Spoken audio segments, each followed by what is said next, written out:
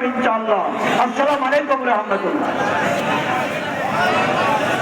ইতিমধ্যে আমাদের সামনে স্টেজে কেন তাদের কাছে তোমরা বারবার পরাজিত হচ্ছ?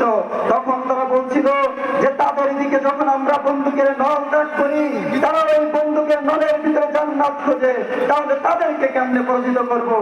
ছাত্র শিবিরের পক্ষ থেকে আপনাদেরকে মোবারকবাদ এবং ধন্যবাদ জানিয়ে আমি আমার কথা শেষ করছি। আমার তৌফিক ইল্লা বিল্লাহ। আসসালামু আলাইকুম ওয়া রাহমাতুল্লাহি ওয়া বারাকাতুহু। আলহামদুলিল্লাহ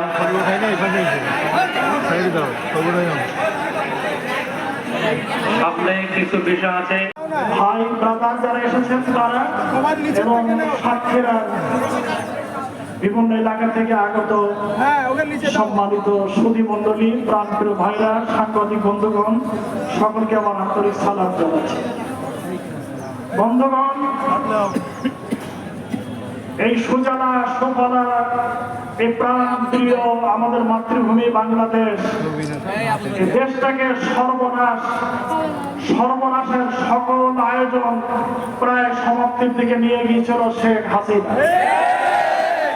সর্বনাশার নেত্রী, ডাইনি, যিনি সাতক্ষীরার ইতিহাসে সপ্তম শ্রেণীর আবু হানিফ থেকে শুরু করে নিয়ে ৭৫-৮০ বছরের বৃদ্ধ পর্যন্ত প্রায় অর্ধশত আমাদের ভাইকে, সন্তানকে তারা হত্যা করেছে।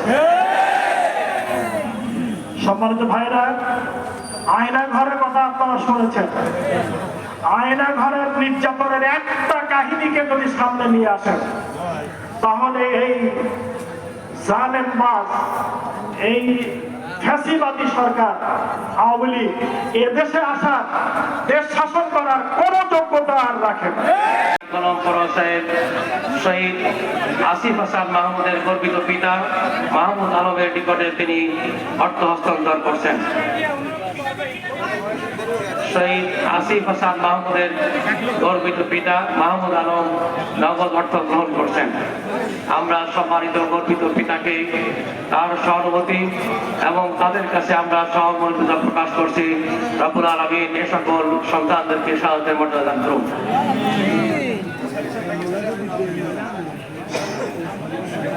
এরপরে শহীদ হাফেজ আনাস বিল্লাহ, শহীদ আজমের সম্মানিত আম্মা শহীদ আদম আলী, শহীদ আদম আলীর সম্মানিত গর্বিত আম্মা নগদ ১ লক্ষ টাকা গ্রহণ করছেন। এরপরে শহীদ হাফেজ আনাস বিল্লাহ, শহীদ হাফেজ আনাস বিল্লাহ গর্বিত পিতা আবেদ আলী মোড়ল অর্থ গ্রহণ করছেন। এরপরে শহীদ আলম সর্দার, তার গর্বিত পিতা শহীদ আব্দুর রহিম সর্দার, তিনি অর্থ গ্রহণ করছেন। আমরা সম্মানিত শহীদ পরিবারকে আন্তরিকভাবে কৃতজ্ঞতা প্রকাশ করছি।